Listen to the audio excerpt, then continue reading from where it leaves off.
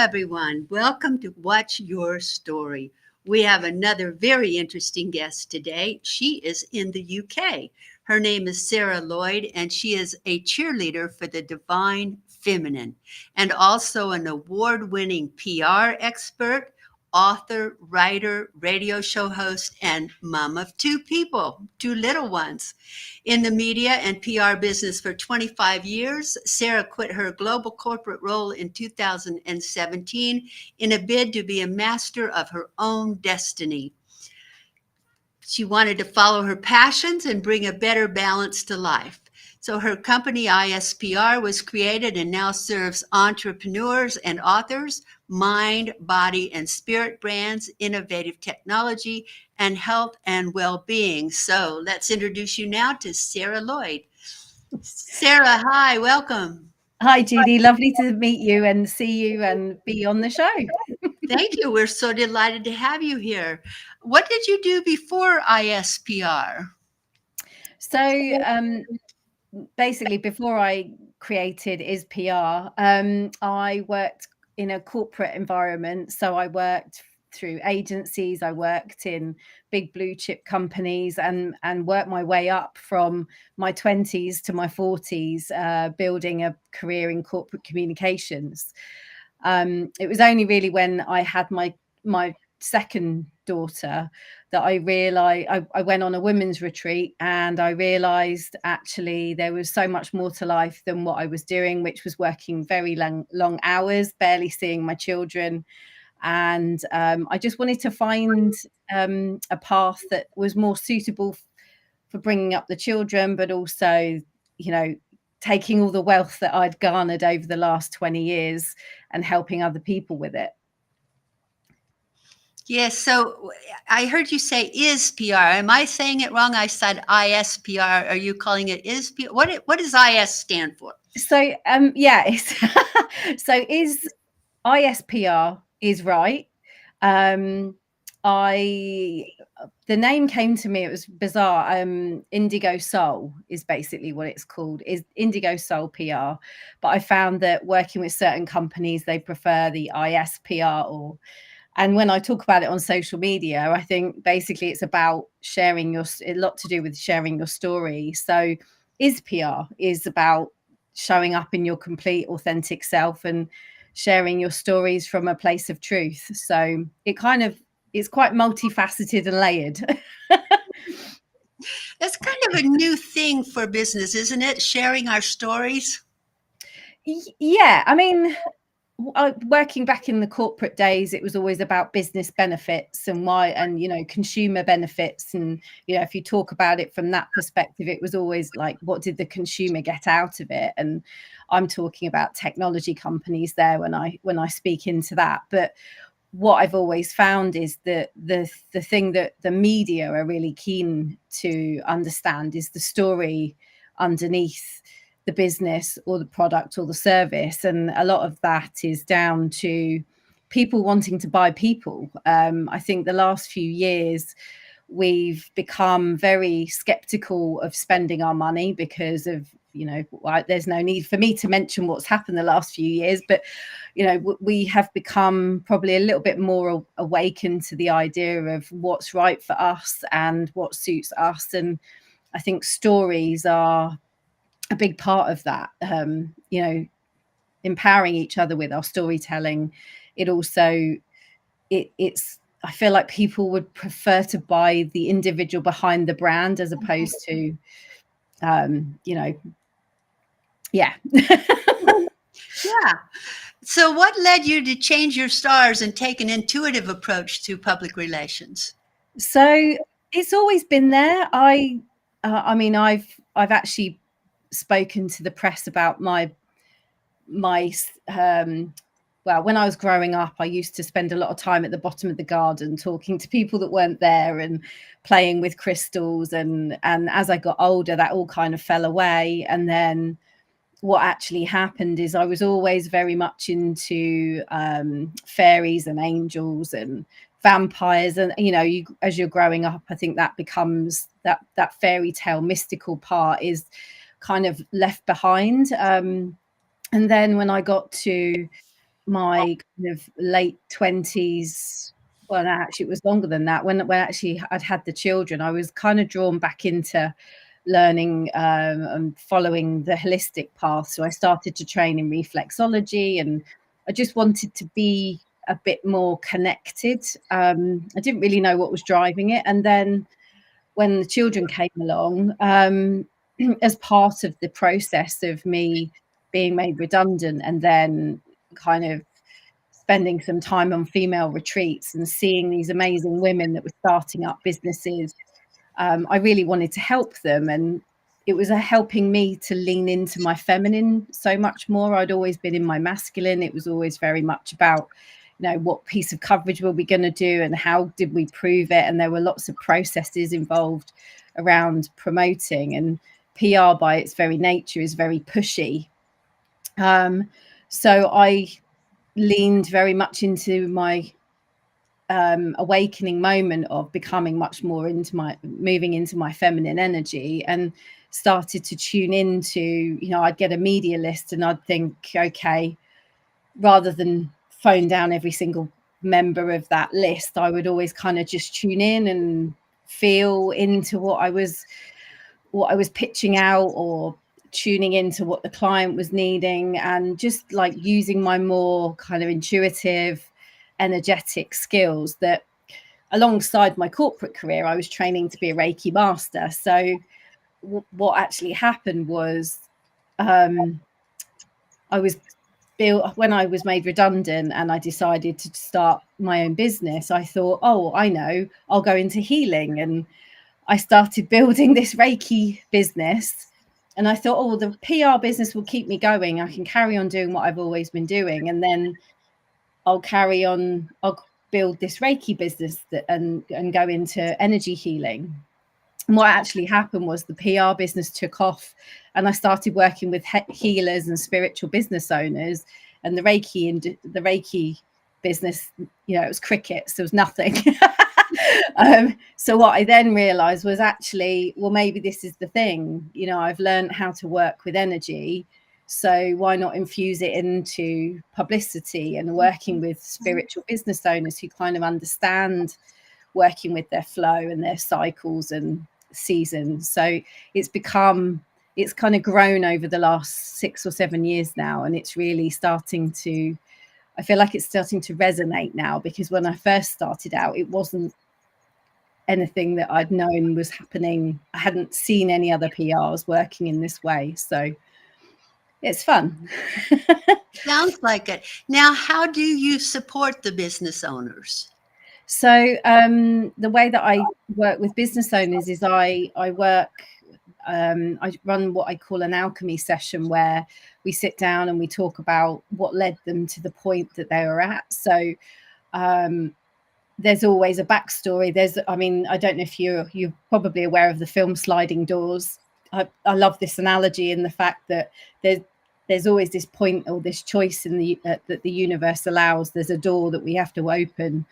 Sometimes we choose it sooner rather than later. But what I found is when I ask my clients to explore the sliding door moments that led them to the point that they're sitting in front of me, there's normally a lot of alchemy, a lot of gold sitting there that's actually a story that can be shared with audiences who are probably those people 5 years behind, if that makes sense. So one thing that I ask my clients to explore is like their target market. Is it, they're going to have probably 3 different types of audiences that their stories are going to be resonating with. So the first audience is often you 5 years ago, whatever you were consuming, doing, learning 5 years ago. There's always someone sitting in that space now who can learn from that wisdom. And then there's obviously you're sitting in the present moment and understanding, who it is you're trying to communicate and collaborate with in this present moment. And then there's always the stretch goal, which I don't tend to spend too much time on, because I feel like you're already, walking in that direction anyway. So long story short, I help clients understand, who it is they're trying to reach and who they're trying to connect with, but also who they're trying to inspire and educate through those different pathways, through the past, through the present, and through the eventual future. And then what I then do is become much more targeted and focused on the stories. So that individual that was talking about, so for example, my story is I had postnatal depression, and a lot of women read mainstream titles that are suffering that disorder. So if I wanted to share my experience and my wisdom around that, around my story around postnatal depression, I'd go to the mainstream media and share that story, because unfortunately they love a bit of a victim story. But what's beautiful about telling your story from that place of power and that place of wisdom is 5 years ago I couldn't have talked about it without getting upset, but now I can show, you know, you do come out the other side, I did take these steps, these are things that you could take, etc., etc. So it's such a beautiful connected experience. I feel like I've talked a lot there. But yeah, I help people to kind of map which media they want to speak to and the purpose that serves, because often I have spiritual business owners that will say, I don't watch the news, I'm not going in that publication. But what I like to explain to them is, well, the people that you're trying to influence, educate, inspire do. So even if you're not reading Cosmopolitan, you might have been reading it 5 years ago, and sure as darn it, there's going to be people that are reading those stories that may feel it be inspired by yours. Yes, most definitely. So, what can a business owner do to get started in building their public image and their relations with the public? I feel like it's definitely, it's understanding kind of what it is that you're here to do, you know, what your story is. I think the first thing in any case is understanding and getting clear on your own story before you start to show up and share, because otherwise you become very scattered. So it is about, okay, so who am I here to serve? What is my story and how will they resonate with that? So it is a case of understanding and spending some time doing that. You can do that yourself, you know, ask yourself those questions, or you can work with somebody who can mirror that back to you. But then there is also the opportunity, and there's a lot of spaces where you can just do one-off, securing one-off pieces of coverage in the media. And I think a lot of women, certainly a lot of women that I've worked with, shy away from doing any more because they've either had a bad experience or the story hasn't been representative of what they've wanted to share. So I would urge against doing that. What I would suggest people do is kind of create a strategy or a narrative that they want to share. So, you know, is it, I don't know, you've written a book about parenting, so your narrative would naturally be around your parenting journey, which will then filter into the book that you've published. Or perhaps you have a yoga retreat, and the reason why you're doing yoga is because you're in perimenopause and you want to get stronger. So it's talking about your perimenopause journey, and oh, by the way, I do this yoga retreat, or yoga is a good way of, you know, it's basically empowering people through that narrative of stories, but also doing it in quite a strategic and focused way. Mm-hmm, mm-hmm. Yeah, because sometimes I think when we're a new entrepreneur or we're newly in business, we don't know where to spend our money on public relations, and we just kind of throw a little bit over here and a little bit over there, and we don't really have a strategy. So you help people actually work out their strategy and spend their money to the best of their the best of their. Yeah, I mean, to be honest, I mean, PR agencies, they big PR agencies charge a lot of money, and unfortunately with PR there's no guarantees, so it's very difficult to quantify what that piece of coverage did for you. all I would say is, you know, find a good strategist or find someone who can help you understand your story, understand your narrative, understand who it is that you're trying to reach, understand those titles that you should be reaching out to, and then show up when it feels right. Because I think that's another thing that I've also found working with the energy part of things is if your energy's out, people pick up on that. so it's also about working with your seasons and cycles, and often, you know, some of us are in our winter, some of us are in our spring, and it's kind of listening and to our bodies and how we're feeling and understanding that as well, but also consistently showing up when it feels right.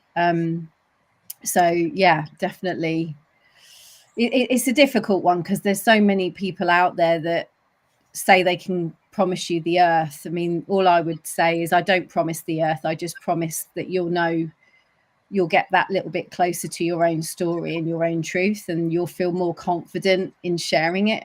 And I think that's another thing that women always come up against. It's like we're always told, you know, to be quiet, be the good girl, don't shout loud about your achievements because you're bragging. And I think it's what I really love about working with some of the women is they come in and they're a bit unsure about their story and whether they should show up and share it, and then they leave super confident and attracting the right people. Yes, yes. So what is the difference between public relations and marketing? So I have a little analogy in that marketing is when you say your stuff is good, and PR is when someone else says your stuff is Oh, I good. love that definition. It's very simple. I, I love that definition. So PR's when Someone else someone says your else stuff. says that you're good, but marketing is when you say you're good. Yeah. Yeah. Oh, And I wow. think a lot of people find it hard to, I mean, I certainly, when I first started out in my own business, I used to hate the marketing bit because I don't really want to talk about myself because I'm an introvert. And that's why I think I've always leaned into PR, because if I could convince a journalist to talk about my stuff, then that's me, that's my, you know, visibility taken care of. Right, right. That's good. I remember years ago, I was first learning with my first business. I was first learning what to do, and I sent press releases to the newspaper quite often. And one day I got a note back, and it was an accidental note that one of the guys at the newspaper had written to one of his bosses and said, "This woman is too big a self-promoter. Let's not put her articles in." And it was on my article, and it accidentally got sent back to me. And Wow. I was just devastated. You know, I was like, I didn't see myself as a self promoter. I was just trying to promote my business, and boy, that just really set me back for a while. But today, in today's marketplace, you have to be a self promoter, and everybody thinks it's cool. Yeah, it is an interesting one because I think that's definitely a sign of the times and how that's evolved, certainly with social media and kind of being more, people have to be more visible, otherwise, you know, people don't know where you are. Like if you don't let them see you, you're under a rock somewhere, right? Yeah. I'm sorry that happened to you though, that's terrible. I mean, kudos to you for continuing though, because it can really knock people's confidence. Yes, it can. Journalists can be very abrupt. Oh, I know. I worked for newspapers for years, and I want to tell you, journalists are brutal. They're really brutal because they're looking for the truth, you know, and whatever is their truth may not be your truth, and they do a number on you sometimes. So yeah, I've been there. I've been there. I worked for a company. I was a group promotions manager for 27 newspapers Wow. in South Africa, and I'm going to tell you, whew, that was brutal. It was Oh, you've got some stories then. I can't wait to hear those. so. What gets you up in the morning, Sarah Lloyd? Oh, My kids. Your kids? I love that. No, I meant what motivates you to get up and go out there and do it. Well, it is my children. I love I think the biggest, they're becoming my biggest cheerleaders actually, and I think that as a mother as well. I mean, I wrote a collaborative book last year now, called Wake Up Mother, and it was a bit of a, probably a bit self-indulgent, but there was 14 women talking about their stories in motherhood. And it was really inspiring to hear other people's stories around how, you know, how they make it work and how society doesn't support